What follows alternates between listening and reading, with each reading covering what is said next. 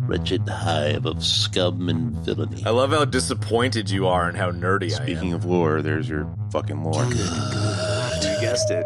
A murderer. People wanted to cancel the show because of A that. 3-hour show. Cul-de-sac nugfest. It's gotta be. I don't want some stupid thing about midi-chlorians. Gross, alive, and completely inappropriate. Broadcasting live from inside the power band. This is The Blah. In this episode, everybody dies. I'm your host, the Mulverine, along with my super friends, Yar Higo. Yo. And C-Lab Forever. What's up? Quick pause before we start the show, folks. We want to remind everybody to join us in the conversation on social media. You can find us at all social medias using the handle at EBD Podcast. Join in on the conversation. We spend a lot of time talking on Instagram, Facebook as well, and we'd love to hear more from all of you. So please join us. And now, let's get on with the show. Welcome to the podcast, folks. This week, we are revisiting the wonderful world of The Mandalorian. You're dead. Yep, I died right there, and we're going to die a million Star Wars deaths in this episode because we're talking about a Star Wars property. And that's okay, because this was delightful. We needed this show to get us past the trauma that we went through doing Next of Kin, which was significant. And now here we are. Let's kick it off. Kev, you're like the rebel trooper that got stuck in the hallway with Darth Vader at the end of... Rogue One. At the end of... Rogue One. Yeah, at the end of Rogue One. That scene was worth the whole movie. I like Rogue One, but my God, that was just the best. Yeah, that was totally you in the intro, dude. A legendary Star Wars death. You handed us the Death Star plans, and we watched fucking Darth Vader lace you up from the other side of the door. Pretty much. Just absolutely massacre you. I find your lack of faith disturbing. Aha! Aha! Oh, man. He had a super great pun in Rogue One that was great. I was not really expecting it. Who did? Vader, man, when he goes, or something to the effect of, be sure you don't choke on your ambitions. Right. I was like, really? Okay. That's a little Vader joke. It's just a little Vader pun. As I'm alone on this lava planet, I don't have many people to joke around with. And I go down to the bar, there's nobody there, and people are afraid I will force choke them. Does he have a bar in his lava castle? Definitely, dude. Aha, of course. It's just like a bunch of really long straws that he drinks out of. Yeah, and when somebody does come into the bar, he goes, "Aha!" I kind of picture it being like a. He's got an alternate version of his helmet that has beer holders in it. You mean Stadium Buddies? Nice. I kind of imagine like a mid-century modern 50s era decor, like stupid shitty bar with all the liquors, and then like he has like a little bowling alley there too, you know? It's just like it's what I do to unwind. Totally, a shuffleboard table with sawdust over the corner. And it's like a full Vader outfit with like those clown shoe bowling shoes and stuff. Oh my God, that'd be amazing. Oh yeah.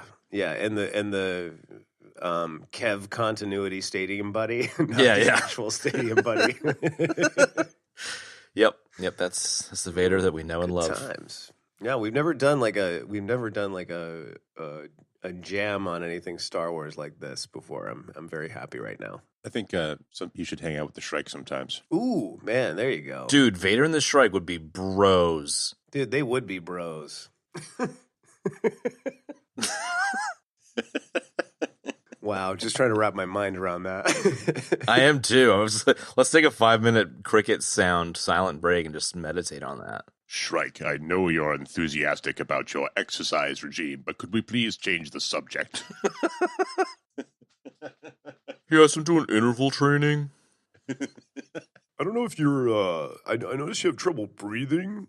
Are you a mouth breather or a nose breather? Because I just listened to a fabulous Joe Rogan podcast about that. You ought to check that out.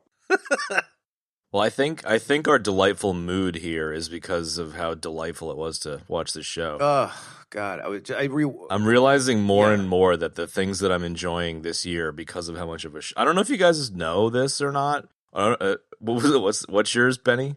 I don't know if you guys know this. I don't know. Fuck. Whoa, that's a death. What the hell is I it? threw you off. That is a death. Not many people know this. Oh yeah, that's what it is. Yeah, that's what it is. A lot of people don't know this, but Not many people know this, but 2020's been a shit show. 2020's been such a shit show that like I've just been enjoying lighter fare, man. Like I just can't fucking handle anymore. Just like dark bullshit. And so between this and like Ted Lasso and a few other things, like it's just I'm finding that I'm really connecting with something that's fun to watch. And I had a lot of fun watching this, man. I'll tell you what. Same. definitely. 100%. What were you guys high level on this?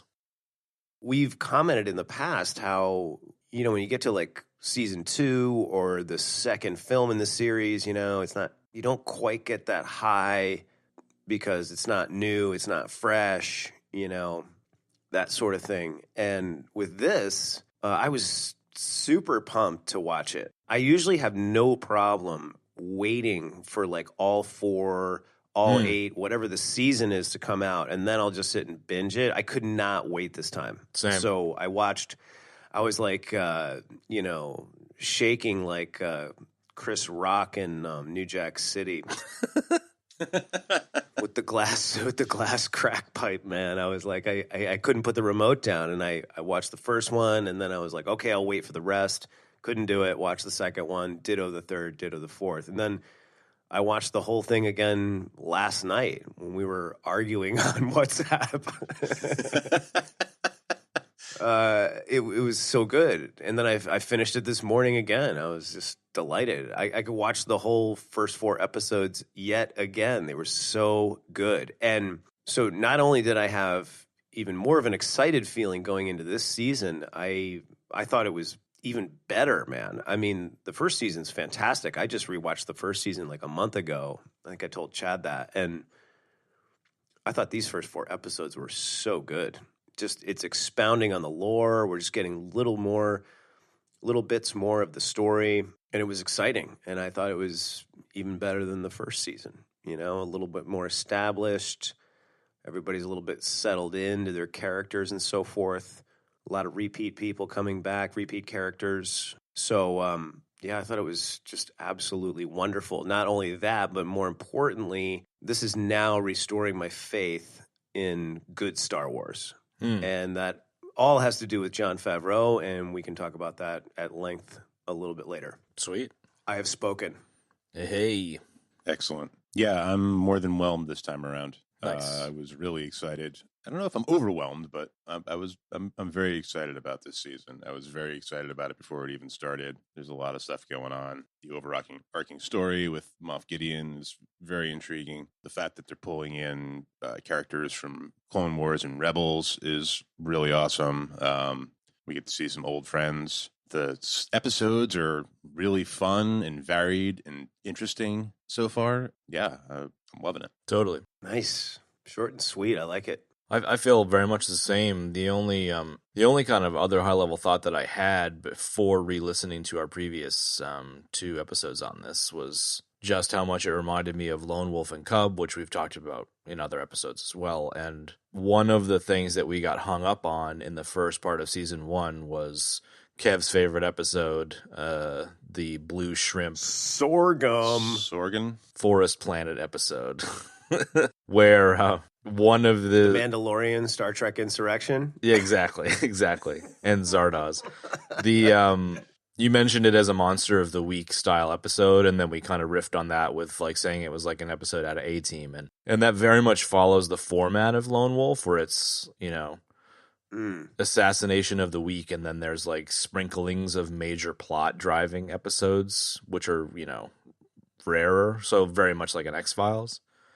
And now that I kind of understand that that's what they're doing, I have a lot more patience for the story to just kind of meander. And the first 2 episodes being really Monsters of the Week episodes with, the giant sandworm of Dune and then the snow spiders or whatever. So it was just interesting to kind of see that lone wolf thing echoed again. And at a high level, I enjoyed it more now that I kind of know what they're going for. I don't know if this really qualifies as a nugget. I wasn't going to drop it as a nugget, but, we did talk about it last time. And I was reading a thing that said that Favreau definitely used Lone Wolf and Cub as an influence for this. Yeah, no doubt. He mentions it in the Making of series, which if you haven't seen, it's on Disney Plus. It's fucking great. Yes. Yes, I think you made us all watch it. You made us watch it. It was good. It was good. I got through half of one episode. It was great. Dude, it's so good. I watched 8 of them today, so I really enjoyed it. Yeah, I think I watched the whole thing. So where do we want to go from high level? Is there any lore thoughts that you guys have? I might be wrong, and you guys rewatched it where I only watched it once, but I don't recall any Mando flashbacks where that was quite a pronounced thing in this first season, kind of flashing back to his youth and stuff. Yeah, no, there's no flashbacks in this one so far. It was just kind of interesting. Like, there's definitely more lore. Like we'll get to it in episode 11, with the only a certain sect of Mandalorians keep their masks on and stuff. So there was definitely lore that was sprinkled into this, but I thought it was interesting there weren't any flashbacks and I think a lot less kind of throwback stuff, if I remember correctly. Well, now that he doesn't have robophobia anymore, I think that's literally why they were showing those flashbacks, was to give a reason for him to be so racist to droids, basically. Yeah. It's the battle droids destroying the encampment and killing his parents and all that stuff. Oh, wow. I never put that together. Okay. I think that's the reason that those flashbacks were there. So and why he hates IG-11 and the other droids, yeah. Interesting. I feel like yes, that was the major focus of the flashbacks, but it was also half of the Mandalorian, for lack of a better term, religion lore, whereas the all the gang and the underground bunker forging armor was the other half of that exposition of lore. I just kind of find it interesting that lore is being handled a bit differently here, but maybe not. Maybe I'm just looking too far into 4 episodes because there's plenty more to go. The Mando stuff with the mask stuff in the 3rd episode of this season was a fairly large reveal of more Mandalorian stuff. Huge reveal, but I would huge reveal. I would say this season, at least the first couple of episodes, it's really become about the quest for lore, So as we're all dying to know about Mandalorians in general, from episode 1, he is on a quest to find others of his kind. And by virtue of that, we know that we're going to find out more interesting lore about Mandalorians. So I would sort of dub this first half of this season the quest for lore. A bit of a setup, too. The lore of the Mando. You know what I mean? Yeah. Lore-wise, this was driving me nuts the entire time because there's a lot of lore out there about the Mandalorians, and I was convinced last season that they were just going to abandon all of that completely, and they were just, starting over from scratch. So I was actually really happy to see Bo-Katan show up in this season, and for those guys to just take their helmets off and have that whole thing be, kind of a reveal as far as why he won't take his helmet off. Oh, that was huge. Having not watched the Clone Wars or Rebel stuff, I wasn't overly familiar with it, but having looked it up afterwards, it's super cool, especially the Bo-Katan stuff, and seeing live action representations of some of the animated stuff is super cool, like you said. It's kind of the first time that I can recall a major production of Star Wars stuff pulling from expanded universe stuff, if that makes sense. So kind of very much along the same lines of what you're saying, Benny, of up until now, they generally just abandon all the expanded universe stuff for kind of the side shows and whatnot, and just some other writer comes on board and just fucking changes everything. And it was cool that they didn't do that here. I wasn't aware of it as much as you were, but it was just cool that they weren't abandoning shit that they've covered before. Yeah, it seemed odd that, Dave Filoni is pretty heavily involved in this, and for them to scrap all the all the lore that he was involved with just seems bizarre. But that's not the case. So that's cool. It's refreshing for sure. Speaking of lore, there's your fucking lore. There's your goddamn lore. There's a whole shit ton of it. Go watch it. Yeah, and he being, basically spearheading Clone Wars, he really should be hung if he didn't include the lore that they established in that series, which I finally started watching again after our Endgame conversation last week, Jarhigo. Yes.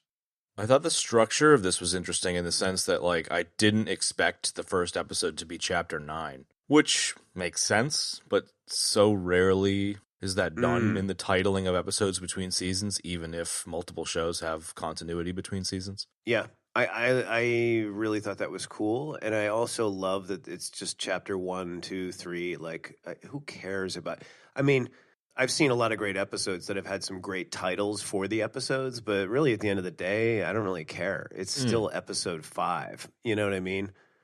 Even Seinfeld that did, I thought, a great scheme of naming. It was always the something, the Fusilli Jerry, the car keys, the whatever. And I thought those are great, but still, when I refer to the episodes, it's always episode 7, episode 10, whatever, So I don't know. I really like that they just kept it super simple. It's like this is just yet another chapter in the story, and I liked that it continued on from season 1 to make it all one contiguous thing. Yeah. And not differentiate it in some weird way, And unlike one of the things that I rubs me the wrong way about some book series is it's like a 2 or 3 book series. You read the first book and then you start the second book straight away because you're reading it well after they've been written. And the first third of the second book is just retelling the old story.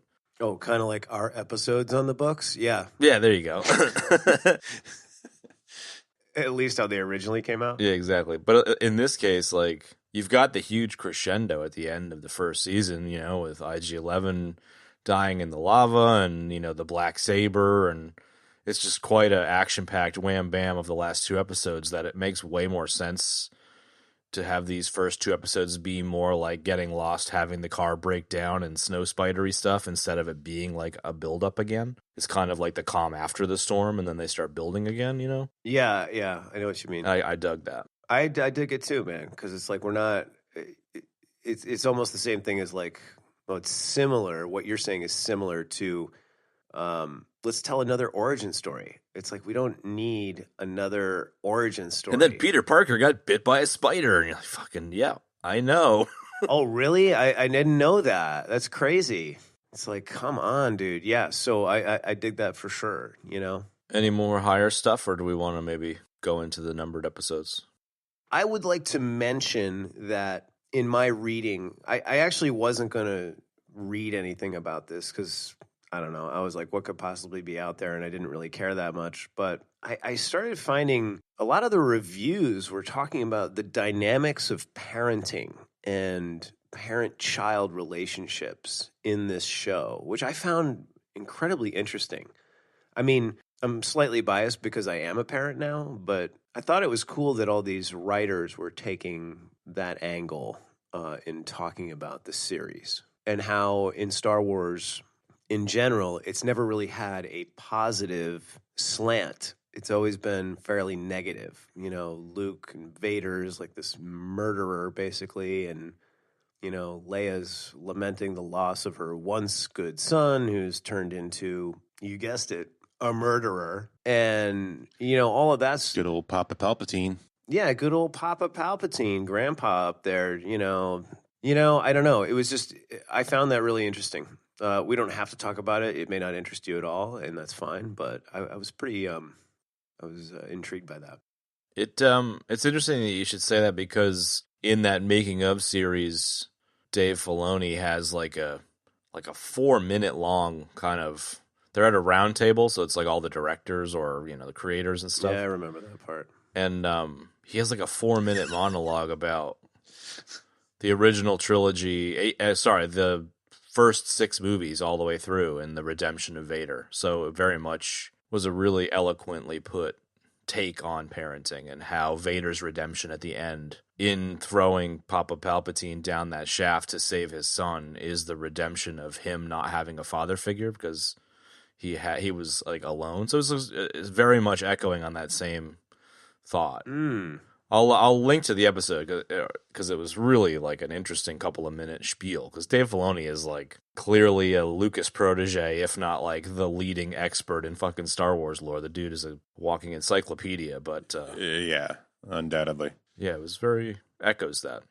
I'm with you, man. But without knowing what was written about it, what were you seeing written about it? Just that it was like a positive spin on it because Mando is like a positive father figure to the baby, or what? Yeah, I mean, like there was some negative things in there as well, but yeah, it was about basically about how single parenting was kind of the focus there. That okay, and that also that Mando, being what he is, went and took it upon himself to make the moral choice to save this child. I mean, it's part of the creed of the Mandalorians, sort of, and the foundlings and that whole thing, but how he took it on to protect this child from, what was, I would say, certain death. And then just the relationship of him with the child throughout the course of the various different episodes, and what he has to do. On the negative side, somebody was saying, and they were totally right, that it also very much glosses over the difficulties of parenting, So it's kind of like you get all the best parts of being a single parent. It's like, where is the diaper changes and being buried up to your elbows and poop and like, all of that good stuff, being thrown up on about a zillion million times. So it was just an interesting angle to come at it from. I found it interesting. And I had never really thought about it in the context of the show. I just thought like, da da da da da, and this, that, and the other thing. But his bond with the kid is a thing in the show. So let me just kind of tie it into the episodes. Like it's a very real thing, and they've written it as a very real thing, and it continues to grow. And you can see the dynamic growing as we go through the episodes, and it's really cool. It's become one of my favorite parts of it, and we get a lot more of it in the first 4 episodes of this season, and I think it's fantastic. Yeah, Mando seems to have settled into his role as a guardian or a parent compared to last season, where he may have seemed a little more aloof towards the child. This season, he seems there's like an intimacy that's sort of developed between them. It seems, yes, that they didn't slap you in the face with it, but just from little things that they do together in these episodes, it's quite. I don't even know what the word is, but it's portrayed as seeming like there's a depth to their relationship now that wasn't there before. Definitely. I think season 1 was more like, here, kid, hold this grenade real quick. Yeah, totally. And now he's like, wait, no, don't touch that. Well, you get the hard exterior. I mean, in a way, like I would almost comment that is my interpretation of parenthood, where like you have your life before you have kids, and then you have a kid, and like you're like, holy shit, everything's turned upside down, and you're still doing the old stuff, but eventually you kind of warm up and open up to the change, and he definitely seems to have like warmed up to the kid, and like the harsh warrior exterior is still outwardly facing, but like he's brought him into the inner circle kind of thing.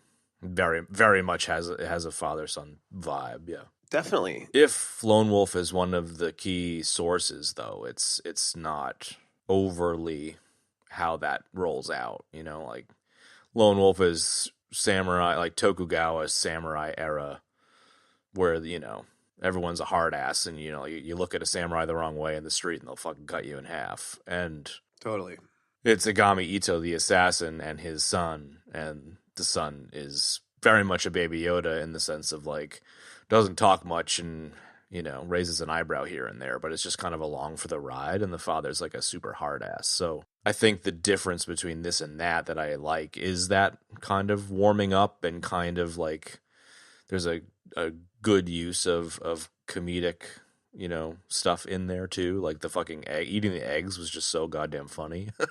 I really got a kick out of all that stuff. So, oh, God, I can't believe that people wanted to cancel the show because of that. Did they really? What? Yeah, there was apparently a Twitter kerfuffle of some kind. Jesus Christ. Twitter kerfuffle. Had an encounter with the dark side of the woke. Oh, man. People were like, "Well, it's an endangered species. And Baby Yoda's terrible." And Jesus, man. it's just supposed to be like lighthearted and funny. Like it's supposed to be a goof, you know? Are people that inside out now? I mean, it really, It's a TV show. Jesus. yeah, we're having conversations about that. Ugh, come on. I would invite them to watch season 2 of The Boys if they think that's hardcore. You go and watch people get their heads popped with like Nazi sex scenes and stuff. Like, Oh my God. if a Baby Yoda eating an egg is going to freak you out, man, might I suggest you hold your breath for 5 minutes and come back to me. You know, the thing about The Mandalorian, too, in terms of the whole child relationship is that it's central to I guess you could call it a religion, whatever, the way of the Mandalorian. So it's like if you see a child or a foundling, it's like it is your duty to take them on and protect them and love them and Hug them make and call sure them that George. they're kept safe, you know? And then what's interesting, too, to me is that they're indoctrinated into this clan of warriors and essentially forced to be warriors, but warriors with like a really high moral compass and code, you know? So I don't know. It's a really interesting dynamic to me. And I really think that that's something that, I mean, I can't comment on Lone Wolf and Cub because I haven't read it, but just from watching Mando, like that's a very cool concept that you don't really see a whole lot of, you know what I mean? Where it's like a bounty hunter sort of assassin with this very specific moral code and compass, you know, and that's part of his way, his religion, whatever you want to call it. The words are escaping me, of taking in and protecting children. So I don't know. I think that's very, very cool. Yeah, you don't encounter the children thing often. You've got like your classic Arthurian knight stuff and your classic samurai stuff, but it's almost always Men. It's almost always like personal heroism and legendary status. It's never like taking a kid under their wing kind of thing. Right. And there's no, as you've commented with a lot of vitriol recently, Chad, there's no saving the goddamn universe in this, man. It's just Not yet, anyway. It's super simple. It's about protecting the kid, you know, in the sense of, it's like that Vigo movie, that post-apocalyptic movie. I can't remember the name of it for the life of me right now, but, it's the same kind of idea. It's like he's going with his son across the country. The Road. Yeah, The Road. There you go. Kind of protecting the kid, Yeah. even though it's his kid. Whatever. Viggo Mortensen or Vigo, the character from Brain Candy? Wait, Vigo from Brain Candy? I was thinking Vigo, the Carpathian from Ghostbusters 2. Oh, Vigo. Oh, my God. There you go. Vigo, the Carpathian, yeah. Carpathian. Wait, who is Vigo in Brain Candy? I know this is such a ridiculous cul-de-sac, but this needs to be sorted right now. I must know. No, wait, wasn't that the name of the singer dude? The metal dude. Oh, no. It's Grevo. Oh, that's right. Grevo. Well, whatever. Dyslexic Vigo. Whatever. Now I'm picturing Bruce McCullough as Grevo in those stupid snow pant overalls with no shirt, walking across the country with that kid. Yeah. Sometimes I walk. Post-apocalyptic wasteland. Sometimes I work. But I like I like yours, Chad. The Vigo the Carpathian. that guy, I cannot remember the actor's name, but he played Fish on Ally McBeal. I don't know why I know that because I never really watched Ally McBeal. Well, actually, clearly I secretly did because I know his name. # dancing baby. No, he wasn't Fish. He was somebody else. But he's a great actor, man. That guy had the. I'm glad we're taking the time. I know. So I'm sorry, man. I know this is like a ridiculous cul-de-sac. No, Sorry. it's okay.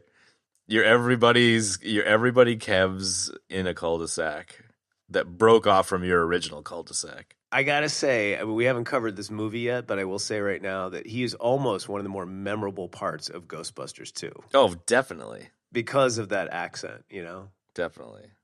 Anyway. We were somewhere good there for a second. I was trying to think of death.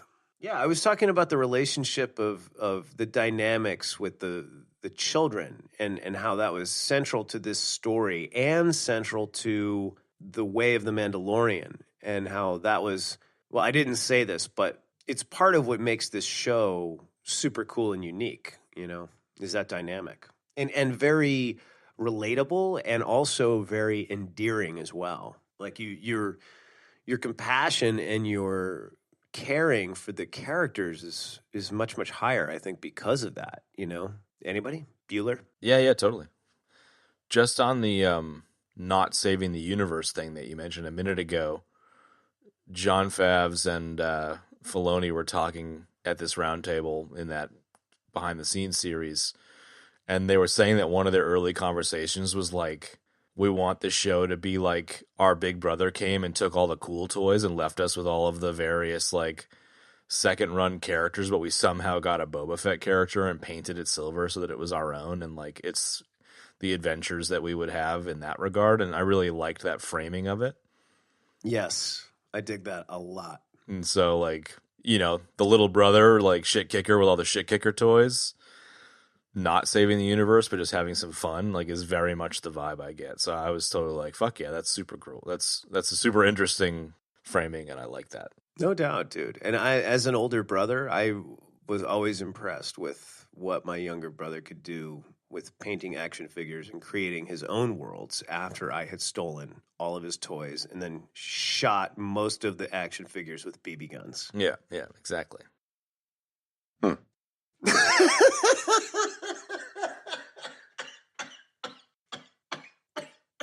I was the youngest, but I guess I was lucky enough that my older brothers were so much older than me that they had no desire to, you know, play with my Star Wars toys. It would have been really funny if you had said they just shot me with BB guns. Yeah, exactly. That did happen once, I think. Did that happen? Almost assuredly. No, that didn't happen. Never mind. Jimmy Google, can you confirm that? Did Jarhigo get shot with a BB gun by his brothers? Back into the left. Shall we get into the episodes? Yeah. Episode 9 is the first episode of the season, and it ends up with the Seven Samurai style sandworm stuff at the end, which we'll get to in a moment. But I enjoyed the opening with the Cyclops dude. I thought that was a cool cold open. Yes. Can I just interrupt you for a second and say that the first thing that has to be said is that the opening shot, the literal opening shot for this episode was so good. Sunset in the background. It's basically twilight, and we've got just enough light to see Mando and the pram with the kid in it walking towards the camera, which I just thought was fantastic, man. Very Lone Wolf. As was the cinematography on every single episode. Well, I'm sure we'll get to it a little bit later, but cinematography all the way. I found the score I didn't really pay much attention to this time around, but I might when I pay more attention to it on a second watch or something. Oh my. But did you guys have am I sniping a nugget with the Cyclops dude in the opening sequence?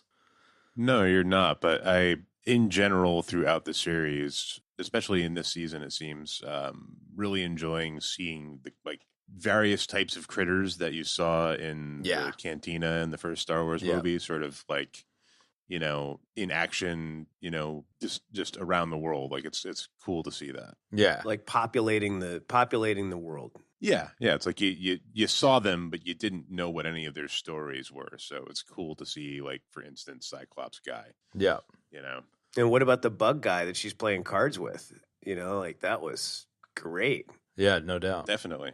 You know, definitely. And I'm coming at that from the angle of, you know, in Insurrection, I started complaining about the aliens, and Ben gave me a well-deserved lashing on the back of my hand. A well-deserved shut the fuck up death? Yeah, pretty much, saying that, you know, dude, the aliens are pretty crappy in Star Trek. Like, it's the part of the ticket price. Get over it. And, you know, so I was very refreshed to see interesting-looking alien life forms, you know, that we've come to know and love from the Star Wars universe. And that's one thing that the Star Wars universe has always dialed in and gotten, I think, better than, you know, they did on Star Trek, although that was a television show primarily more than films first. And maybe to add on to that a little bit, because I watched a lot of that making of stuff today, you said they did a lot better than anybody else, and I would just add at the time. So, like, each movie that came out, aside from the CG masturbatory prequel trilogy, like, they did the best they could with the limited budgets maybe in the original trilogy. And I love that they've taken those characters, even if they were background characters, and they've subtly upgraded their visuals but not overdone it now. So like they've kind of been mindful of the visuals which aided in that bringing them to life, like Ben, you mentioned a second ago. So I really dig that. Like they took what was previously like a really rigid fucking foam helmet in the 70s in the background of the cantina and turned it into like a animatronic Cyclops dude or whatever. And it's just like, yeah, cool, perfect. Mm-hmm. Well said. It's like respectful of that old material, I guess, and it's like huge fan service. Well, you know, those characters, I mean, we've talked about this before. We all love lore and we all love world building, and it's like when you're building out a world in a microcosm, you know, when you're in a visual medium, especially as opposed to like books or audio, like when you've just got great creatures and vehicles and bleep bloops. Oh, I love bleep bloops. And all of that good stuff around, you know, it just sucks you more into that microcosm than if they weren't there. And, you know, Ben's point is really good. Like they're there, and yours as well, Chad. Like they're there and they're updated. And not only that, but like in the case of Rogue One, we get to see that big bruiser and that grouchy guy from the bar in the original Star Wars in Jeddah City, you know, which was kind of, it was a cool nod. I'm getting kind of tired of like fan service like that. I think we've talked about that, but they don't overdo that. I mean, to bring up another point, they don't overdo that in this. And there's some legitimate tie-ins, and I'll just throw two from my notes right there as a segue. Is that the original cantina? And is that Boba Fett's armor? It's gotta be. It's definitely Boba Fett's armor, I feel. It's absolutely Boba Fett's armor. Of course it is. Nice. There was even rumblings that the dude looking at him with the guns on his back is Boba Fett. No, that's definitely Boba Fett. It's the same actor that played Jango, so it's definitely Boba Fett. That's like smack you in the face. That's not even up for debate. Sure, I didn't know that was the same actor because I didn't look at the credits and stuff, but now that I'm aware, it's clearly him. Oh, whoa. Yeah, it's the same Kiwi dude. Yeah, I saw that Temuera Morrison was in the credits, and I knew that he was the guy that played the clone troopers and all that, and Jango, and I was like, where is he in this episode? And I even made a note. I didn't even recognize him because I made a note that said, who's the mysterious dude at the end of the first episode? Yeah. And I just didn't put it together, man. And maybe it was the shaved head. I have no idea. But I'm kind of surprised that they did that. You just blew my mind, man.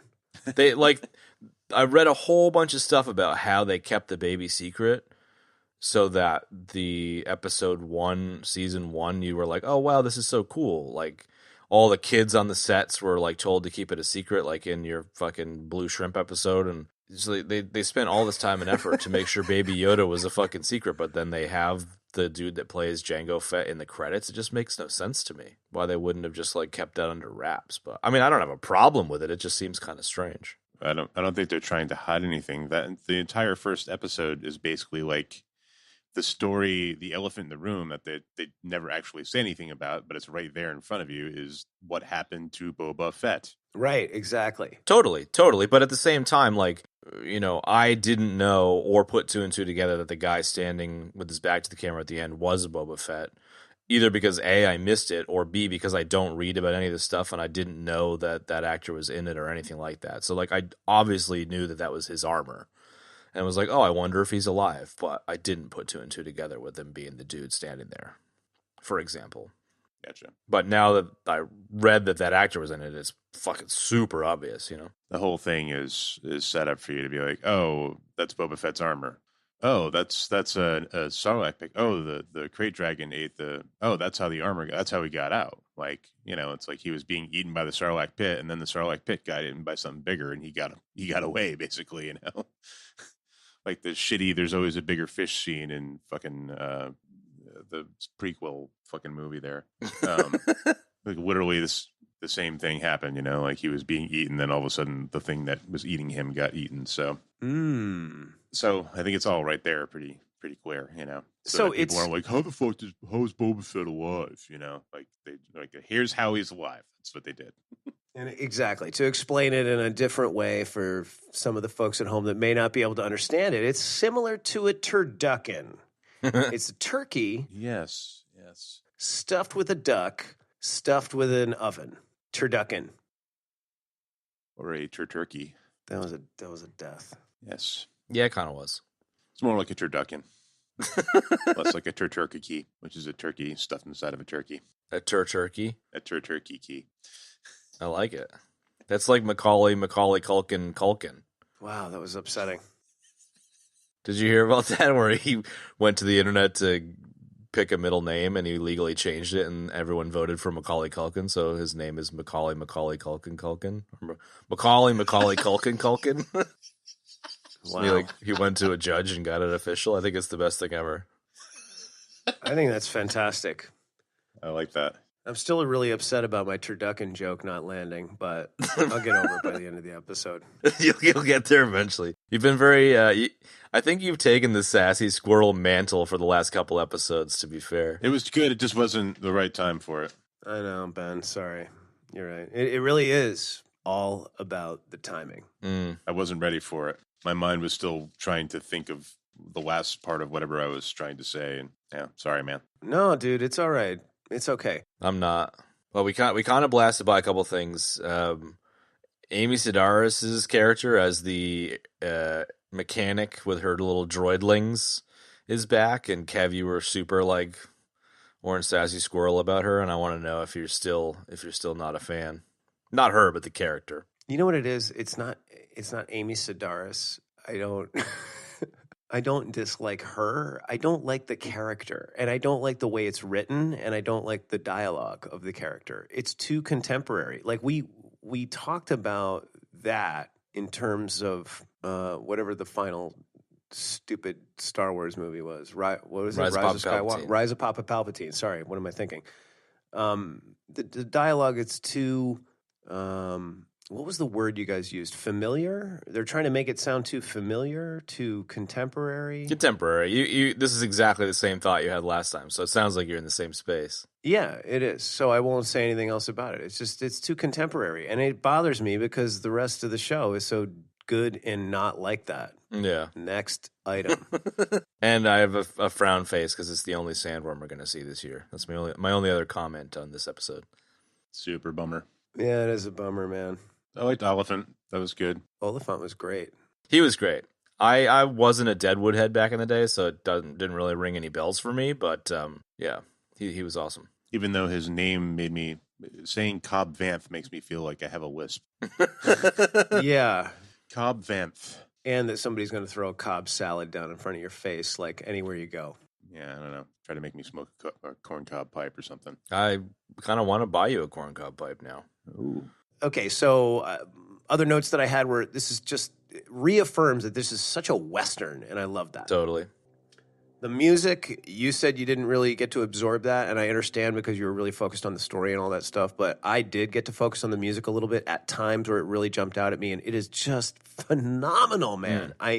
They even went so far as to release this season's soundtrack in 2 parts for episodes 1 through 4 and then for 5 through 8, which I thought was pretty interesting, that they gave each part its own due as a little proto nugget there. And then I was very interested to see more about the Tusken Raiders. We first were introduced to the Tusken Raiders all the way back in the original Star Wars, and they're such a mysterious group of Fremen-esque people. And I was really excited to see an entire episode kind of revolving around them, or where they were a major player at the very least. And I love that Mando knew their language and their customs, and just kind of pulled them in on this whole adventure. Just loved that. Absolutely loved that. Especially the getting them to team up with the townspeople thing. That was cool. Yeah, exactly. I also loved that John Leguizamo played the Cyclops dude. Ah, sweet. Awesome. Snipe. Oh, really? I did not know that. Sorry. Oh, is that? Oh, I sniped your nugget. Now you know how it feels, Chad. How about that? How does it feel? And then the last note I have is that I just loved the absolute. Let Benny chime in for a second. Oh, go ahead, Ben. Sorry. I was just going to say, I liked that they spent so much time with the Sand People, and we definitely learned something about them, but it's still a mystery as to what they really are. Are they people under there? Are they aliens? Are those things actually their faces, or are they a mask? It's all still completely mysterious. So I think that's really cool that they managed to maintain that. I couldn't agree more. I like how they gave him so much due and so much screen time, and then yet still kept them totally shrouded in mystery. You know what I mean? Yeah. Super, super great way to handle that. Next. And then on to my last note is I just loved the absolute Olympic pool size amount of turbo puke that came out of the worm's mouth that melted all of those people in this episode. Yeah, that was pretty hectic. Right? That's a lot of turbo puke, man. There was a lot of turbo puke. That was a cool sequence. I like that they tried to lure the Krayt Dragon out with a bantha, and it ended up eating the sand person. That was instead. cool. Yeah. So that was kind of funny. And I kind of want to say that it wasn't turbo puke, but it was like puking up Brawndo. It's what plants crave, but maybe not. Ooh. Nice tie-in to a previous episode. Did look like Brawndo. Combo breaker. Next. Ice spiders. On to ice spiders.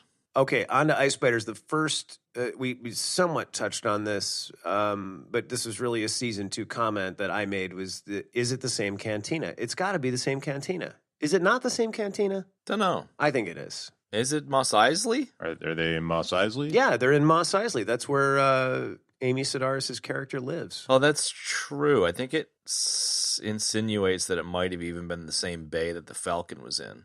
Whoa. Well, just there was some random like cul-de-sac nug fest I was reading about where there was like a Was that the title of it? yeah, there was a highly recognizable like pump of some sort that street cleaners in Britain would use, this like yellow domed thing. Jesus, this is like over nerd. Oh, right dude, here. it's like Okay. turbo nerd. So it's just like any American wouldn't have known that this random thing sitting in the background is of, episode 4, A New Hope, was like a fucking vacuum cleaner in England, but like any English person would have been like, hey, that's a fucking vacuum cleaner. And so this whole diatribe nerd fest enhance that this dude went down was kind of saying that it was Mos Eisley and likely that bay. So you're probably right. I mean, Oh my god. it wouldn't surprise me if it is the same cantina. Yeah, that is turbo nerd. It's the Star Wars, bro. I mean, the only other nerd group that's on par with the Star Wars nerdery is the Star Trek nerdery. So, And that nerdery started way before this nerdery, so well, let's not have a fucking Star Trek versus Star Wars flame war a la AOL Online. like a nerd war. Oh my god, AOL online. Oh my god. Is it freaking 1999 again? I love it. dude! I used to participate in those. I'm not ashamed. Oh, wow. Alrighty then. All right. I love how disappointed you are and how nerdy I am. Well, yeah, that's kind of how, like, in the past when I've said something nerdy and you're just like, God, you guys are such nerds. That's true. That's true. You're just returning the favor. Exactly. All right. Benny, what do you got for this episode? Anything notable? Hmm? That's a great way to start. My mind is going somewhere else completely. It's okay. I was still stuck on Mos Eisley there. Oh, the vacuum cleaner thing? It's a wretched hive of scum and villainy. Yes. So it was interesting that they got pulled over by space cops in X-Wings. That was interesting. Yeah, that was super interesting. Did you just say state cops in X-Wings? No, space cops. Space cops. Oh, space cops. It would be funny if they were like Massachusetts state troopers, though, with like the Right? With those stupid hats. riding boots and the weird like pantaloon pants and the. Well, the Empire people do kind of have those pantaloon pants, to be fair. They do. Mass state troopers kind of look like they're imperial. Yeah, the space cop thing was super interesting. I really like how they didn't really expand the characters in the season. They just kind of are revisiting a lot of them, including the space cops that come in and blast up that base in the first season. So it was really cool. I agree. It's kind of an interesting. Are those in fact the same characters from the first season? Maybe not. Either way. I'm just saying that they are, even if I'm wrong. I think they are. Those two guys were there in multiple episodes. They were the same two guys from the ice cave, and then they came back in episode 4. So it was cool to see more, recurring characters in that sector. And the New Republic heads looking for Mando, just like the Imperials are. So it's kind of, he's getting it from both sides. Yeah, but the New Republic, they're not really. I mean, they're looking for him, but they're also like, well, you did X and you did Y, so yeah, well, I should arrest you. Like, we really appreciate that you did X. True, but at the end of episode 4, when he's interviewing Cara Dune, he's like, "Yo, there's something going on here." So like, they're kind of like, true detectiving, trying to figure out what the fuck's going on, while the Imperials are the ones causing the problems. But they're all kind of trying to figure out what's going on.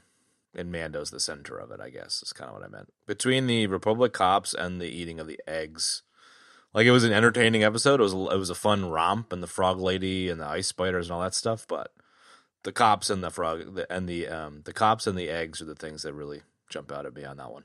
Yeah, I had a note as the kid and his relationship with the food in general has just become a funny thing. The kid, he's sort of always hungry, and he's the Brad Pitt of the show. What? The Brad Pitt of the show. Brad Pitt's always eating something in every movie he's ever in. Never mind, I'm dead. Yeah, you're right. He is, actually. I was just thinking about, like, Moneyball and Ocean's 12. Sorry. That's okay. You're not dead. That's not a death, because you made me think about it. He's always eating something gross, alive, and completely inappropriate. The kid. Yeah. Yeah, totally, man. I really just thought that was a great, funny little dynamic to put in there. That it's so simple, but it somehow works great, and it makes me smile every time I see it. Like using the force pull to grab the little teal wafer cookies. Yeah, dude. Let's just say I want to say for the record that just now I thought how funny it would be if there was some blue milk to go with those blue cookies, but ooh. Also that it calls out to your parenthood thing where, like, kids never stop fucking eating. So he's definitely got that vibe going too. Yeah, no doubt, man. I really enjoyed that. The exchange between, I'm just going to kind of rattle through my few notes. I don't have a ton for this episode, but the conversation where the two state troopers first encounter Mando, and it's just really well written, and he's, I don't have that hardware online.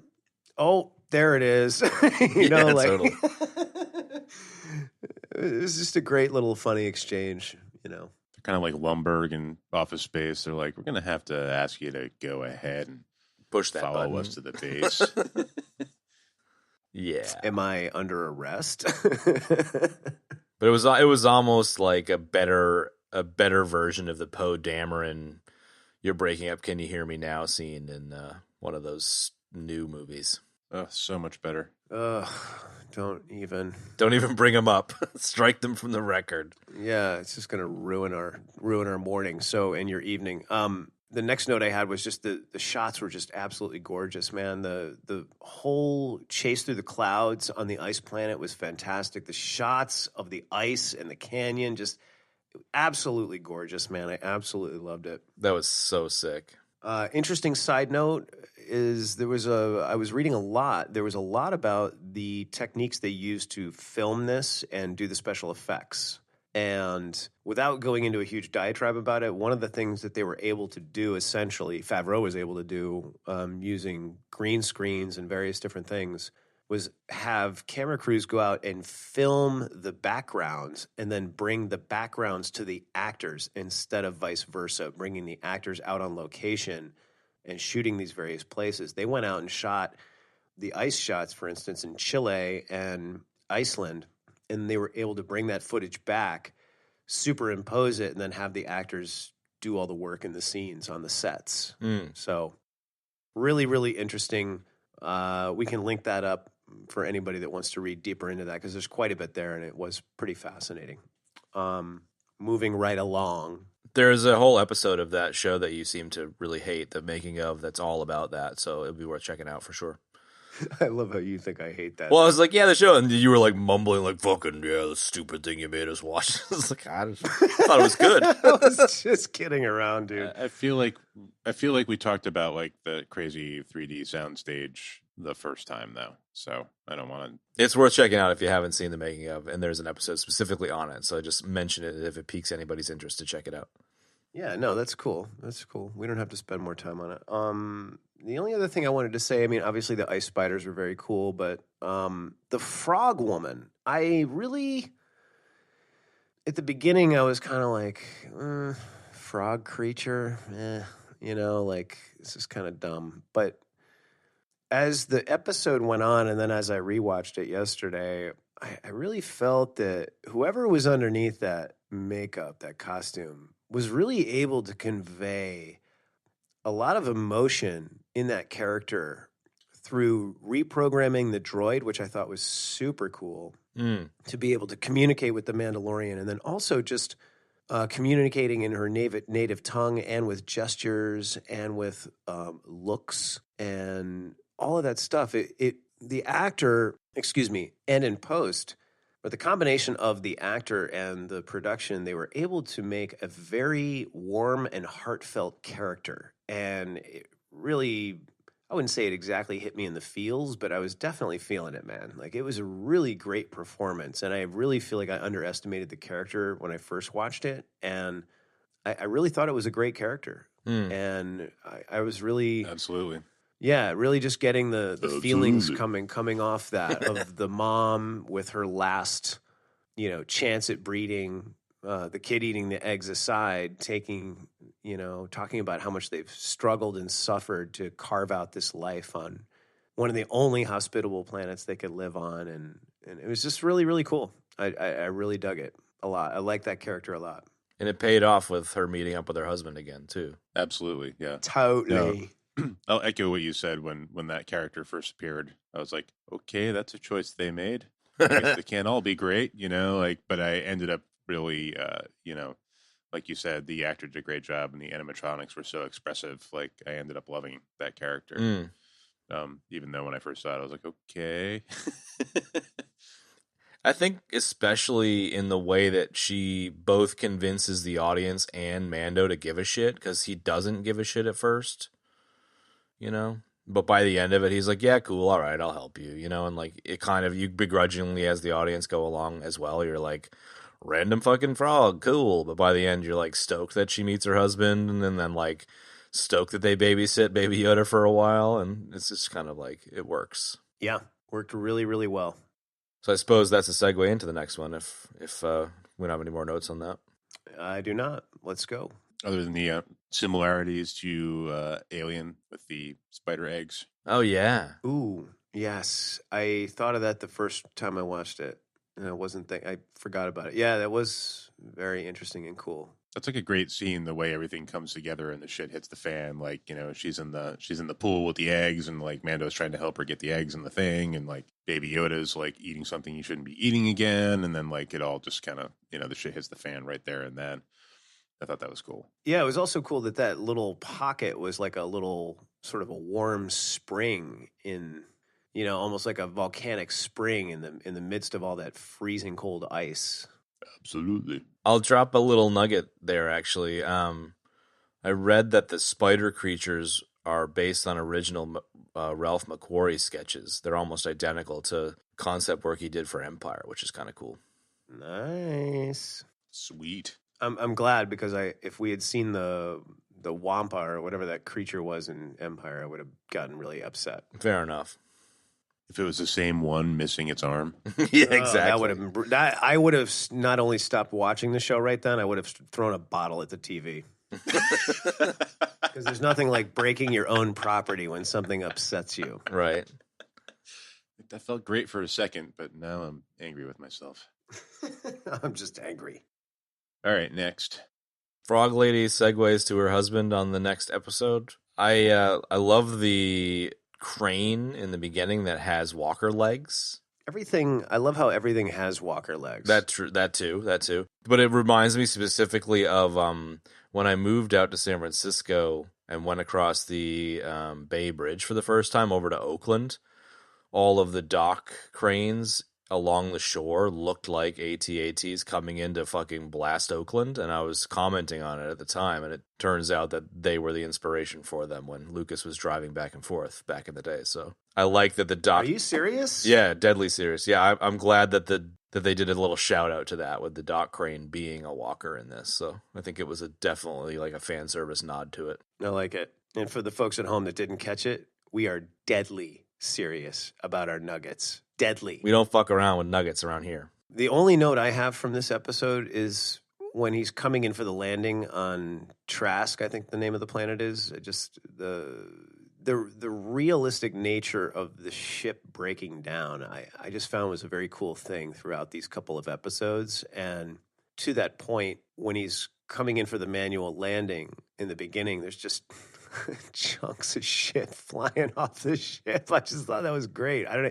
It just added another great level of detail, of like your ship's open to space. You're basically trapped in the cockpit and it's literally falling apart. And then to land and then fall in the water was great. And the dude just shaking his head. Yeah, exactly. I don't want to anyway poo-poo on that note, but are you seriously telling me that you only have that note and not the most important note that Ben's about to drop? That's the only note I wrote. Okay, because the most important part of this episode is shortly after that. I know what's coming, man. I know what's coming. Okay. So why don't you go ahead? Yeah, this is one thing I was super amped to talk about. And that would be... Pregnant pause. They go to a restaurant and they are from tubes squirting out Admiral Akbar's New England style chowder. Hey, dude, I was so fucking pumped when that happened. I knew it would manifest itself. I couldn't tell you of a time I've been more pumped. And a little teeny nugget here. That guy who was the proprietor of the restaurant, or who at least was the host, that's Admiral Akbar's son. Is it really?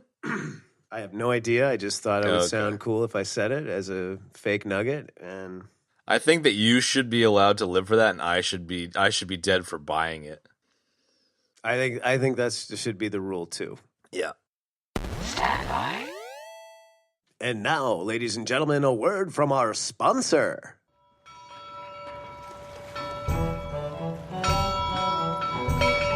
Hey kids, are you ready? I can't hear you. Oh, it's not a trap.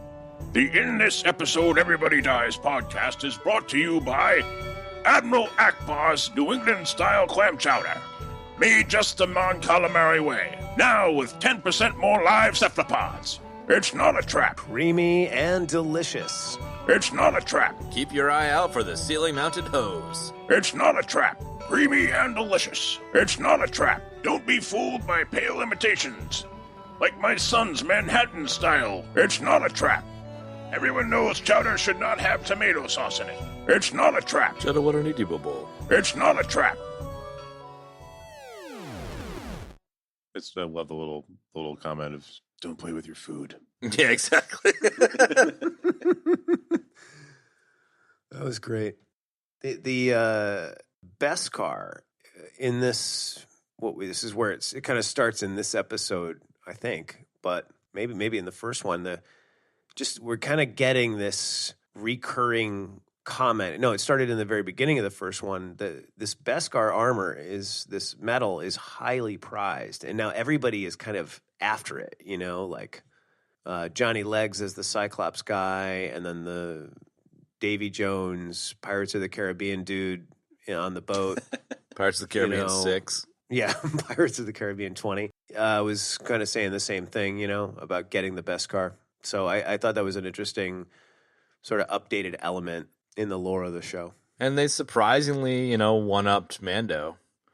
You don't really pull one over on him, but they ended up, getting him pretty good underneath the cage in the middle of that boat. Yeah, they really did. I didn't see that coming at all. I couldn't believe that he kind of fell for that, Totally fell for it. Oh, that dude whacked the crib into the ocean with like a fucking hockey puck. Oh, yeah, definitely. This is where we get the introduction of basically the giant lore bomb of the show. And we'll let Jarhigo talk about that because I know he's stoked about it. Can you expand a little bit on the connection to Rebels and Clone Wars, Benny? Yeah, I was kind of saying that, Ben, because you're kind of the resident Mandalorian expert here.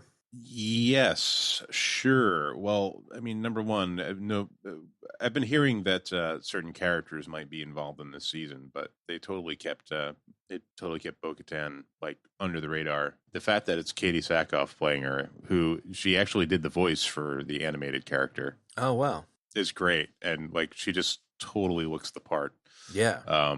It was great to connect to Clone Wars and Rebels and to sort of answer questions about the story that we sort of talked about earlier with, the fact that Mando doesn't take his mask off, or his helmet off, excuse me. That wasn't never a thing with Mandalorians as far as I knew. So it was confusing, of course. But now that we know that he's actually just from a sort of fundamentalist sect of Mandalorians that busted off and went off on their own, it's totally, I buy it. And what was the name of that? I thought that was so cool. Yeah, I did too. What was the name of that splinter cell?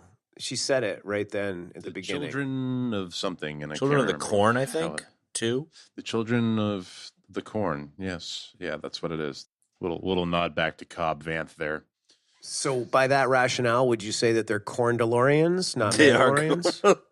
Corn-DeLoreans. Mandacornians? Yeah, Mandacornians. Nah, Corn-DeLoreans works better, I think. Corn-DeLoreans. Let's spend 10 minutes workshopping it live on the air. That blew my mind. That was just like such a perfectly plausible way to explain what was happening so far with the, Mando not taking his helmet off stuff. I was just like, fuck yeah, that's genius. Definitely. And I was glad that I didn't have to accept some completely new canon, like that this was just the way that all Mandalorians were. Like, I was kind of dreading that about this show at first. So I'm glad it's not something that's, I'm glad it's a self-contained thing. But yeah, Bo-Katan Kryze is like, she's like next, she's like the heir to the throne of Mandalore. And I believe it's her sister, Satine, was Obi-Wan's flame. Oh. Yucky soba. Is she going to maybe do a cameo on Cooking with Obi-Wan? No, she was the Duchess Satine, so she was like the leader of Mandalore, and she was. I love this, man. Go nerd. I want 19 Inception levels deep here, bro. She was killed by whom? She got killed by Darth Maul, who sort of took over Mandalore for a while. Whoa. I'd be really interested to see if Darth Maul comes into this. That was kind of one of those interesting moments at the end of the Solo film, that he's the crime lord, so... I dug that, but in Solo, I dug that. And the more I watch Solo and think about it, the more I like that movie. But I really don't want to see Darth Maul in this. Yeah, fair enough. Don't. Good stuff. I just thought that the whole thing about the helmets was like, it was like, here we have this whole thing, and there's like clearly all of these people involved and these different Mandalorians and the foundlings and this whole thing. And then it's like, come to find out, there's just a whole nother world of Mandalore and the Mandalorians that just don't do that. And I just thought that was fantastic. And I like that they both were unaware of each other, or maybe not unaware of each other, but the normal quote unquote Mandalorians were kind of like, oh, he's one of them. And then he's like, what do you mean? Yeah. She was like, oh, you're not reading your TPS reports. Totally. You're from the Children of the Corn. I get it. You're from the Children of the Corn. So you're one of those Corn-DeLoreans. Okay. Now that is a dead death. You know what sucks, man, is that every time I say corn DeLorean now, I think of a DeLorean automobile made out of corn. And that sucks? I don't think that sucks. No, I didn't say it sucks. I just said that's what I keep thinking of. So is Cobb Vanth an honorary member of the Children of the Corn? Zinger. Oh, is that another dad joke death, Chad? Sure, but no. That was pretty good. Yeah, it was pretty bad. His full name is Corncob Vanth. See, that was good. I buy that. I'll buy that for $1. Ooh, nice reference. In reference to the climax of this particular episode where all the Mandalorians raid the Imperial ship, I really enjoyed the stoicism of the Imperial ship captain, who's just kind of like standing there stone facing and chooses to go down with the ship by like blasting his pilot and stuff. And it was, I like that whole sequence. It was cool. I really like that Titus Welliver was the Imperial officer on the ship. I don't know who that is. Everybody kevs me. The two things that I know him from are, he has a series actually on Amazon called Bosch that I've never watched that looks good. It's supposed to be really good. I'm assuming it's some sort of television show, a cop show rather. And the other thing that he's from that is become, in my opinion, arguably one of the best heist movies ever is The Town, starring and directed by our friend of the show, Ben, Jesus, I keep wanting to say Stiller, but I know that's not it. Ben Affleck. He's a friend of the show? He is now. And he Oh, Beignet. he got Affleck is no friend of mine. Oh, sorry. Yeah, Batman. Okay, let me retract that. Ben Affleck is not a friend of this show. I'm a fan of Ben Affleck, and I think that The Town is an excellent movie and a great heist movie, and Titus Welliver was in that with John Hamm as one of the FBI guys. Anyway, I went on that whole tear about being like British and evil or whatever. Evil British douchey? Yes. No, not evil, not EBD. That was for Double Impact. God, that was a terrible movie. No, when we talked about Rise of Papa Palpatine at the end, I said, I went on a tirade about that and how... Yes, evil British. Yes. Oh, I understand you're evil and British as well. Come aboard my ship. You know, like, I loved that he wasn't like that, even though his two little pilots were. No, he did a great job. He was the perfect Imperial Dingleberry. And I loved that he was like, he's going to kill me, so I'm going to kill myself now. Bye. Bye, see ya. Yeah, And times, Giancarlo Esposito being like, oh, yeah, nah, too late for that, so you know what to do. Okay. Yeah, you don't typically see Imperial officers like have a spine like that in Star Wars. You know, usually they're sort of like, that's what I dug about it. oh shit, there goes the neighborhood. You know, There goes the planet. Yeah. Well, it kind of indicates to me that it might be a different era for that. So, yeah, I don't know if you got that same vibe, but I mean, we'll get to it in a minute, but the final scene of the 4th episode where she's like, you'll be rewarded in the new era, kind of like the new era is Moff Gideon's attempts to change things for the better and kind of a bit more zealotry as opposed to spinelessness. You know, that's kind of the vibe I got. Absolutely. I want to just bring up something that's sort of super over obvious, but it's got to be said. It was just so fantastic to watch 4 Mandalorians full on taking that ship. yeah, It was sick. The way they worked together, the Predator vision inside the masks, you know, the hand-to-hand combat, it was just fantastic. All the hand-to-hand combat scenes in this were great, especially the one at the very beginning of the first episode, which I meant to comment on and I didn't. But all of them were fantastic. It was great watching that. The gunplay, the teamwork. It really showcased how well-trained and skilled and just totally badass the Mandalorians are. Awesome. No doubt. I'm very excited to see where it goes with old Starbuck. you know, there's apparently a talk of another show. Oh, yeah? Yeah. What show? Beyond Cooking? No, there's just that there's apparently talk about a show being centralized around that character. So, Oh, okay. Bo-Katan or Starbuck? yes, Bo-Katan, Starbuck, both same thing. Same No, person. what I'm asking is which canon, Ben? Like Oh, no, literally the Star Wars, Galactica or Star no, Wars? no, Star Wars. The Galactica one is just her being an alcoholic in her bunk. That's the whole show. She's just getting shit-faced and playing cards. Which Episode booze after do episode. I want today? I think I'll choose whiskey again. Let's do it. It's a show about sampling various whiskeys and cigars. Yeah. Yeah, but it has to come in an Travels around the world. octagonal-shaped bottle. Because it's the future. Do we have anything else on episode 3, or can we move to 4? Now, the last one is, we're on to the last one. Back to Dave Navarro. Yeah, back to Hey! Dave Navarro. I like it, Ben. Kick it off. I just did. I love when you do that. Carl Weathers, everybody. Carl Weathers. Greef Karga. I know. I kept saying that in my head because Werner Herzog was not on camera to say it. I was so bummed that Werner wasn't in this, but whatever. At least Weathers was back. Yeah, me too, man. Once again, in the making of show that you so despise that you didn't watch, they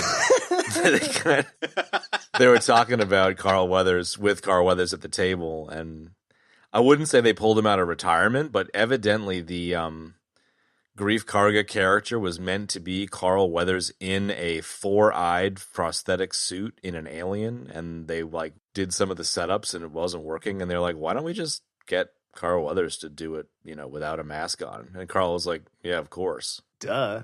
It was only meant to be 2 days of shooting, and he was meant to die in episode 3, season 1, and they chose to bring him back. So it was kind of cool to hear that little behind the scenes thing.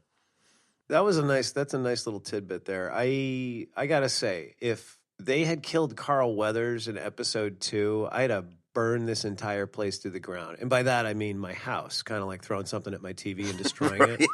Wow, that escalated quickly. Yeah, well, you know what, Ben? That's how I feel about Carl Weathers. Like, I might have spent too much time thinking about Carl Weathers this go round, but here's the thing. He directed episode 4, okay? That was sick, yeah. When I saw that, I was pumped. Great episode. The guy he looks fabulous, man. I cannot stress that enough. Like, he almost looks younger now than he did in Happy Gilmore, which came out like 15 years ago. Yep. And I grew up with this guy, you know, Predator, obviously, Rocky films, Action Jackson, which we definitely need to do. And to see him come back, it's like similar to the sentiment Ben had with Star Trek Insurrection. Like, these are space friends, you know, like he's just, you know, it's like seeing an old friend coming back, man. And when I saw him in the first episode of season 1, it just gave me a really warm feeling. I just love the guy. I love him as an actor.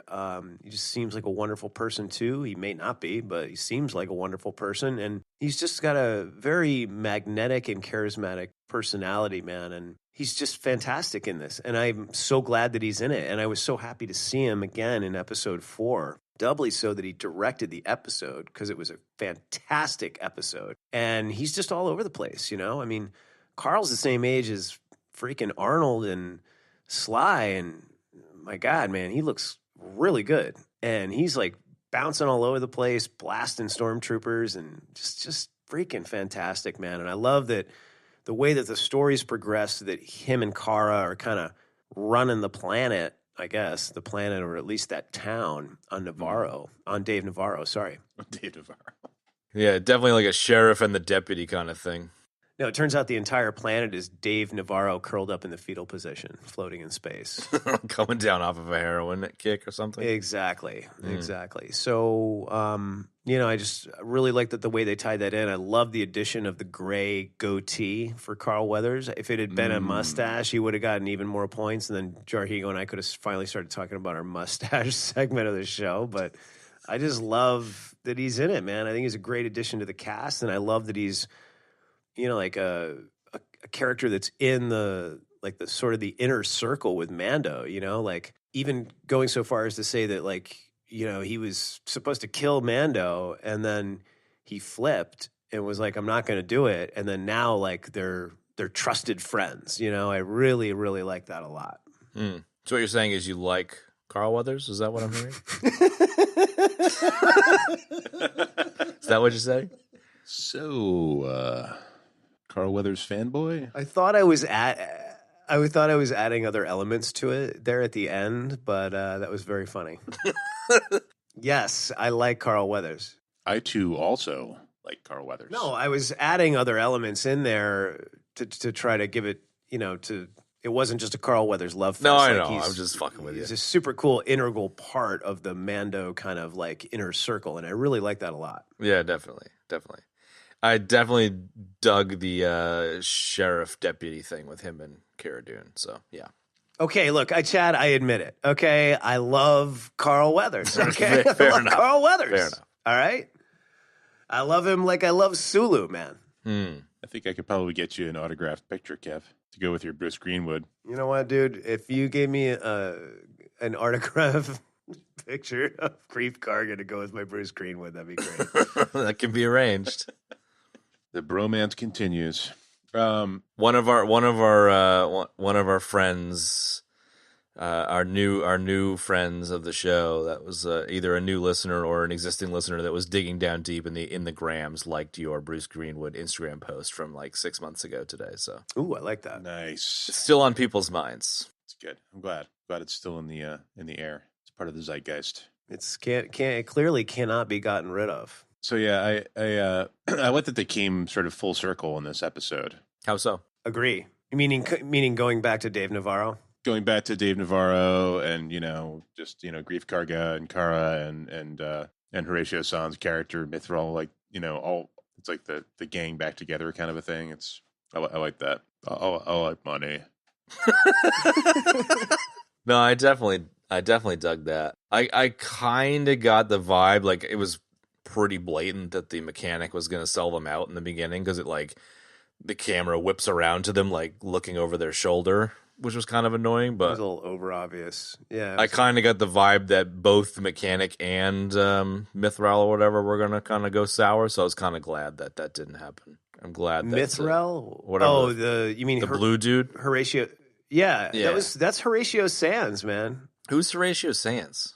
Horatio Sanz was he was a player on SNL for quite a while, if I'm remembering correctly. IIRC. Yeah, he's in the more cowbell sketch. Yeah, exactly. There you go. That era.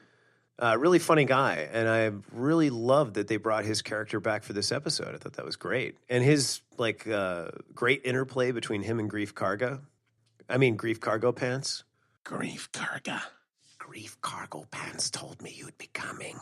Sorry, that was more Christopher Lambert.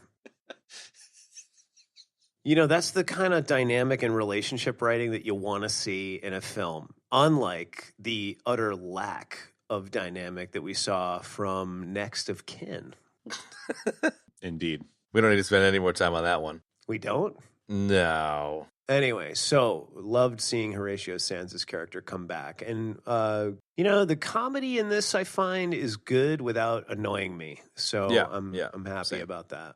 The stupid movies are just so like, let's just try to be funny every 3 seconds. It's like, please, somebody shoot me in the face. Mm. And they're not.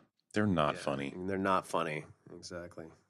I did like the Weathers, Gina Carano pair up, and I did like the full circle stuff. Yeah. As a setup for when the thing kicks into gear, and once it kicks into gear, I really appreciated and enjoyed the Imperial base raid. That was really cool. It kind of felt like a video game level, but I still really enjoyed it. Like, it was a cool raid. Yes, in a good way. Yeah, in a good way. Yeah. Yeah, no, it definitely had a video game level feel to it. I like the reveal of the doctor and the lab and Gideon and all of that stuff was fantastic. Yeah, it's sort of the first reveal of like moving the big overarching story forward. I kind of hit a bit of a wall with that. I was like, oh no, not the fucking midichlorian bullshit again. I know. At least he didn't say. He said What? He said M levels or something like that. He didn't. You guys have a chance to drop some Arnie midichlorians though, so. I don't want to I don't know. I don't want some stupid thing about midichlorians, because if that happens when we talk about this next time, I'm not going to stop talking like Arnold the entire time. Exactly. I'm so upset. Jamie, you're full of midichlorians. Come on, go! You're my special boy. Remember, you're my number one customer. I'm really hoping that if this is midichlorians, I'm really hoping that this is like a 6-season long, $600 million Western show where Fabs fixes the midichlorian problem. Well, you know what? I will say, call this a nugget, call it not a nugget. I was, in my readings, Giancarlo Esposito was saying that these first 2 seasons are basically the setup for all the information you're dying to know that's coming in the 3rd and 4th, which I thought was pretty interesting. Okay. Yeah. So, What do you think, Ben? Well, Biggie and I were watching it last night, and we were both thinking that you know what is kind of interesting that we just totally missed the opportunity on is the 2 frog people. Oh, No. God damn it. I mean, talk about egregious. Talk about a grief just cargo pants. What did you say, Ben? say your wife's a looker, but I settled down with a pig myself. Any chance you guys, like to get around? Very strong. Good stuff, man. Any chance you guys, like to swap? Put your keys in the bowl of the front door on your way in. All right, so what else about this episode? Speeder chase and TIE fighter chase was fun, especially with Mando swooping in. That was cool. Absolutely epic, man. And just really great action sequences. Fantastic. I loved And there were just, again, great cinematography throughout this entire show and great direction. I really loved the way all of the speeder bike troopers, the scout troopers, just drove right off that cliff and just started going for it right down the side of that mountain, man. And then like two of them just completely wiped out and blew up in fiery balls of snowmobile death. Straight away. Yeah, that was cool. It set the stakes up straight away as to how crazy the shit they were doing was. Oh my God, yeah, absolutely, man. And then, Mando swooping in at the end was just fantastic. I kind of like, this is very much like getting into the minutia for a minute, but like, I liked that they had the old, get on the guns, Millennium Falcon style TIE fighter shoot 'em up, but it wasn't cargo pants blowing up all four of them. I like that it was just him. They get one, and then they're like, oh shit. Giving Mando a chance to swoop in, Yeah, but that's one thing that I've always liked about Star Wars is like, they kind of get on those guns like B-2 bomber style and they show how difficult it actually is. You know what I mean? By virtue of, like in almost every sequence like that in Star Wars movies, it's never like, oh, boom, boom, boom, boom. I got them all. It's never like that. Definitely has like the belly gun B-17 thing. Which makes sense considering how Lucas really lifted from a lot of World War II stuff. So Absolutely. Not a lot of people know this, but a lot of people don't know this, but Lucas based a lot of the stuff in the Star Wars movies on things from World War II. Thanks, Sly. The more you know. What else do we have on this episode? I mean, obviously, the wrap-up is, we sort of touched on it at the beginning with the weird red alien had planted a tracking device on the Red Falcon, the Red Robin. The Red Robin. Let's go get a burger. And by that, I mean, let's go get a crappy burger so we can throw up all over the place. That's it. Tracking device on the Red Robin, and then... Yeah, it goes to Esposito and the, like, kind of Star Destroyer-esque, but not quite ship, and then the, like... I don't know, I kind of get the, like, they're trying to breed force-sensitive troopers. Yeah. Which is interesting. And they apparently already have. I guess. It's interesting, yeah. Yeah, I keep expecting... Force-sensitive troopers would be really weird. Not feeling that. We'll see how it plays out. I'll give them the benefit of the doubt, but... I'm not giving anything. I'll give Favs the benefit of the doubt.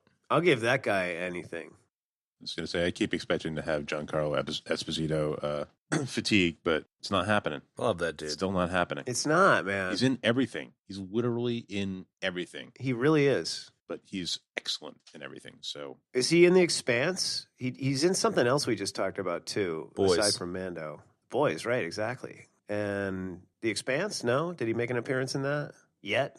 Wouldn't surprise me. He's probably gonna now that you mentioned it. Yep. It's the Giancarlo effect. Yeah, he's great.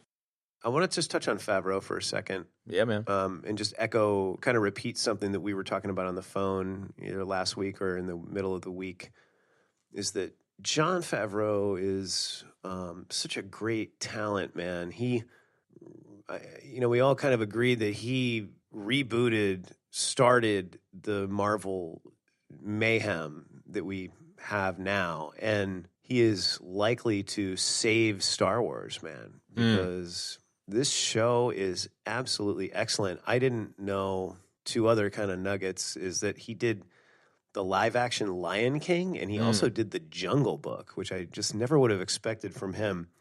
But I've been a fan of John since he played D-Bob in Rudy, and I've seen him in everything, man, that he's done, almost Swingers, all that stuff. He's just so great. I always thought he was a fantastic actor and very, very funny. And, like similar to Ben Affleck, I love that he's just turned out to be this incredibly talented and competent director as well. Yeah, he's great. And now really just executive producer. He's kind of running this entire Star Wars television thing, which is great. So, we love Favs, man. Props to Favs. Thank you for restoring my faith in this franchise, man, because my current situation, I think everybody that listens to this show knows about the vitriol we have for Star Wars. My current Star Wars reality is Rogue One, the original trilogy, and now this after that. And that's where it ends for me. And then maybe the prequel trilogy, because That suddenly got a lot better when the stupid new sequel came out. It was so horrible. That plus the Clone Wars animated, which I just started watching. But at any rate, he's restoring my faith in what can be done with this IP, and that's a good thing. We've said it before, but yep, I agree. Yeah, definitely. We mentioned the way that we phrased it previously was Fav's launched 1,000 ships for Marvel, and hopefully he can launch 1,000 ships for the Star Wars universe. So, fingers crossed. There you go. Is that what we said? Absolutely. That's what we said, yeah. Absolutely.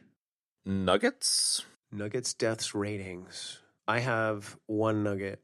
Let me chime in with a meta nugget.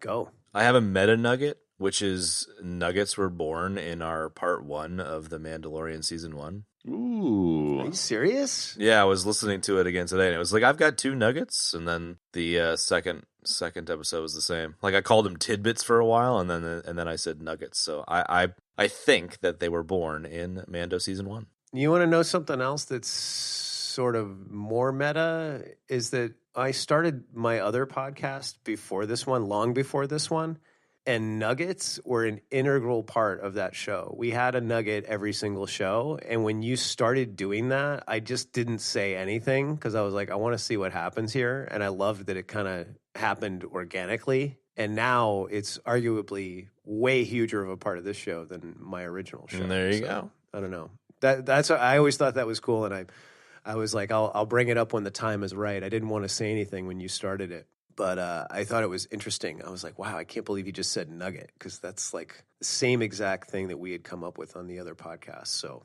double meta. Interesting, and I love it. It's grown into this.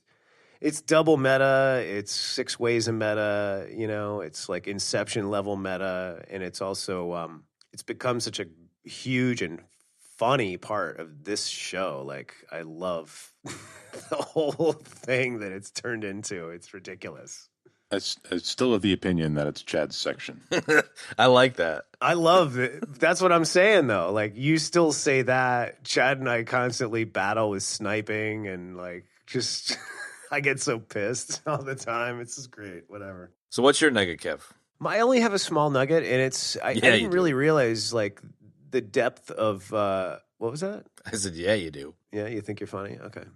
Yes, I do. You know, Dave Filoni, I guess, and Favreau met quite a while ago, and he was working on Lion King and the Jungle Book and all that stuff, and that's when he pitched Filoni this idea for this series. And the nugget is what when they met, I think it was at Skywalker Ranch. Filoni had Favreau do the voice of one of the Mandalorians from the Clone Wars. Yeah. Which I thought was pretty cool. Sweet. I like the idea of picturing Jon Favreau in Mandalorian armor. I would like to see that. That's an interesting image. I would like to see Favreau do some sort of cameo character, like not to the level of like Happy Hogan and Marvel, but you know, something would be cool. Something small. Hey, as long as he's making it, I'm not going to complain. That's it. Great, dude. I've got a few more nuggets. So evidently one of the Tusken Raiders was played by a deaf actor named Troy Kotsur. I'm probably butchering that, but we'll say it's Troy McClure. And he helped create this. I'm sure you are. Yeah, and he helped create the Sand People sign language, which I thought was kind of cool. What? Yeah, so he like wanted to make the sign language plausible and not recognizable with like the various dialects of existing sign language. I just thought that was kind of cool. That is really cool. I mean, that is beyond cool, man, because I really love the combination of sounds and gestures being the Tusken Raider language. Yeah, definitely.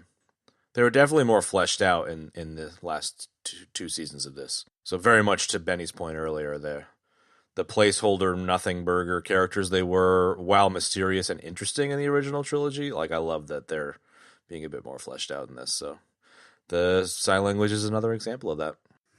Wow. What else you got? What else you got in your bag there, algorithm? This one may or may not be interesting, but that's a great way to start a nugget, by the way. Well, it might just be a little too navel-gazy, nerd-tastic, but there's like a R5 droid that is in Amy Sedaris' garage. With the map of Tatooine, yeah. And I don't know if it's confirmed, but it seems to be the same one that Luke and Owen didn't buy from the Jawas in episode 4 and instead bought R2. Or they were going to buy a different droid, and then he breaks down, and they're like, what are you trying to pull here? And they buy the R2 instead. It's like visually identical, so that it might be the same one. It might be. That is definitely, this is on the same level as the British Street Sweeper Nugget thing. Yeah, so that's why I said it might not be very good. That's the same R5 that Owen and Luke didn't want to buy in the original Star Wars. I'm gonna go play City of Devs. I'm surprised that halfway through that nugget you didn't start creating a character in City of Heroes.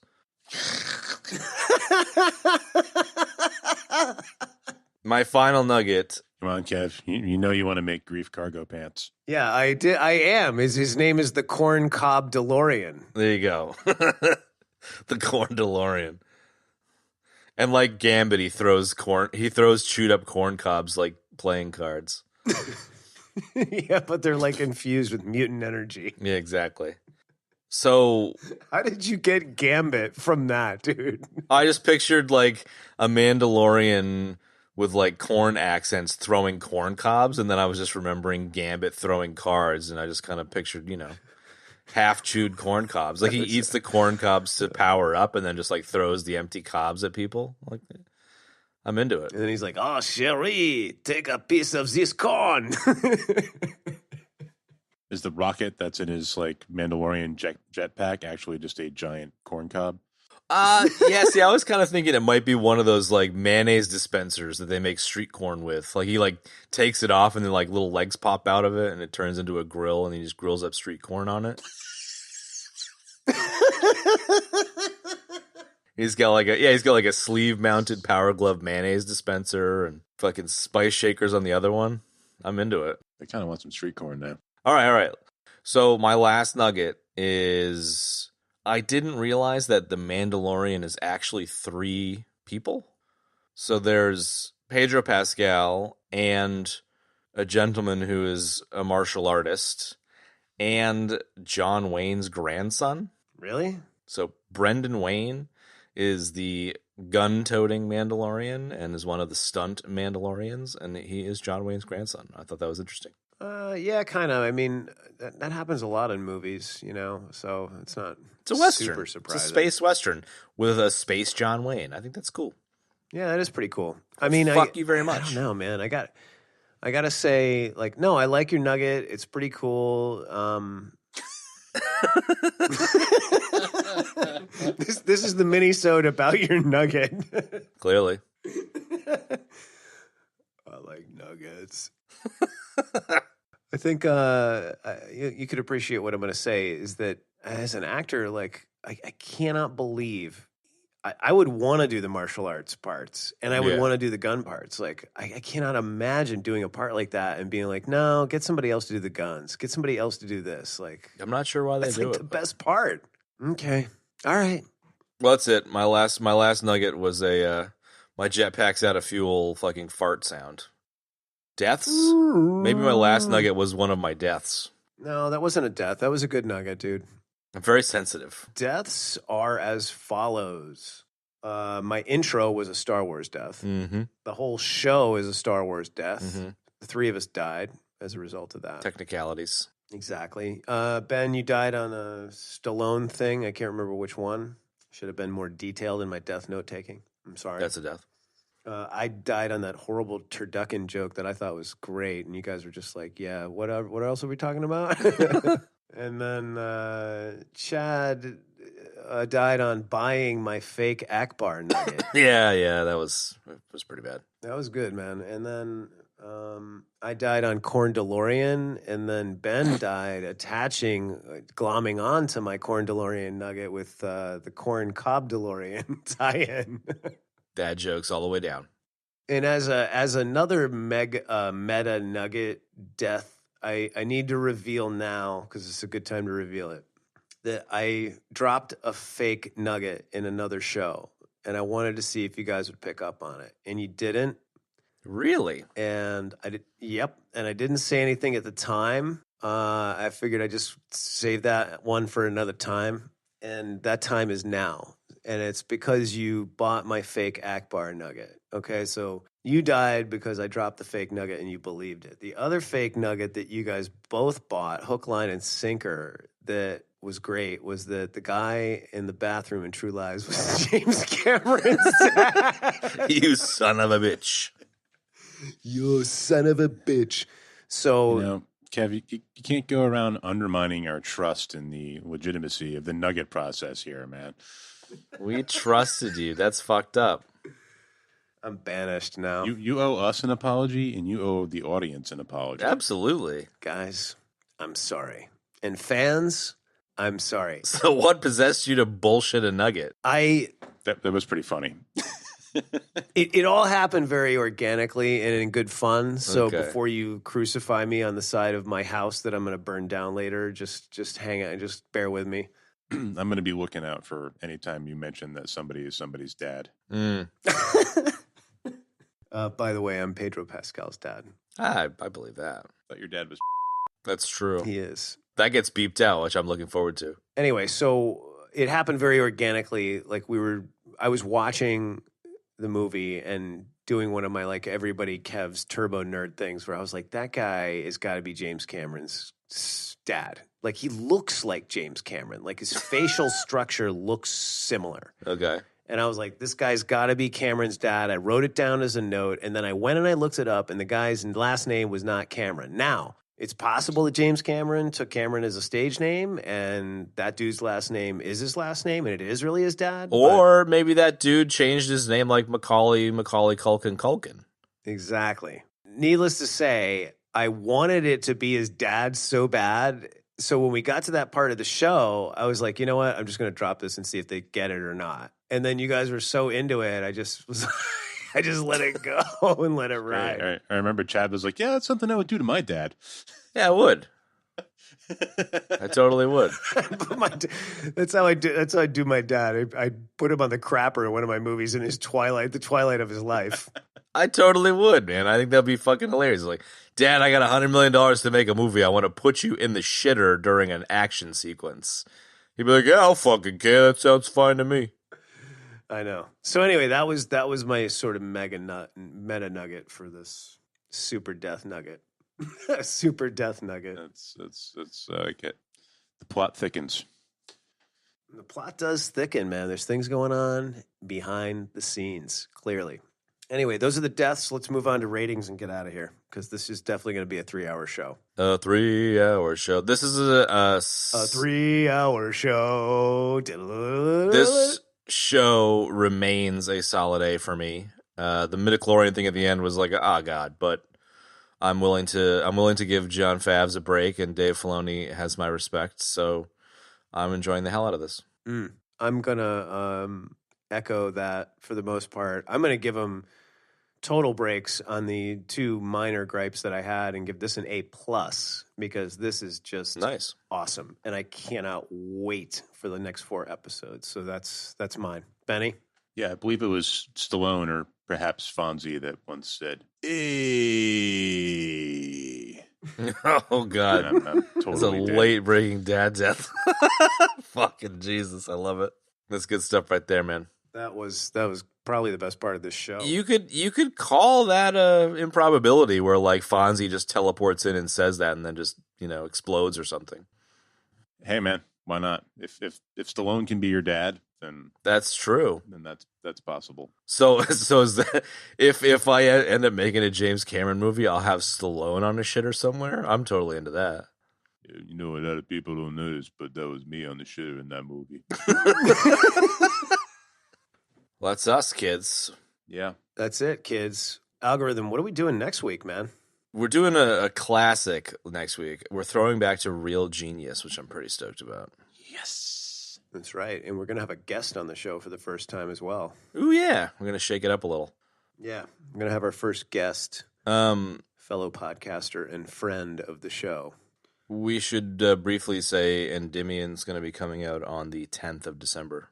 Okay, Endymion is going to be coming out on the 10th of December, so look for that. And also, we are going to move the release of the show I'm going to say this anyway, even though it may happen before that. We're going to move the release of the show from Thursday mornings to Friday mornings, as it gives us an extra day to tighten the show up and make it that much better. So apologies to anybody that loves Thursday morning so much they can't handle Friday morning, but it's always a bit of a siege for Chad and I to get this thing edited and get it out and get the quality in there. So we're going to take an extra day to do that. So hang in there. Hang in there, little buddies. We love you all. Goodbyes. I just want to say thanks to everybody for joining us on this episode. Stay tuned for the next one. It's going to be great. And we'll see you another time. I have spoken. This is the way. This is the way. This is the way. And that's going to wrap up this week's episode, folks. You can find the show notes for this episode in your podcast app of choice or at our website, ebd.fm/episodes/82. If you'd like to support the show, folks, there's so many great ways you can do it. You can rate us and, more importantly, review us on iTunes, Stitcher, Podcast Muffins, Podcast Republic Muffins, Overwatch Muffins, Overcast Muffins, Fortnite Muffins, wherever you get your podcasts. And leaving a review is very powerful, and it also helps people to take a listen to our show, and we really appreciate it. You can also tell a friend to check out the show. While you're trapped in your car driving around in these weird times that we're living in, what better to do than tell your friend to check out our show? Thanks for joining us on this week's episode, folks. Stay tuned for Real Genius, the Val Kilmer Classic, coming up next week. And thanks again for tuning in, and we'll see you on another time.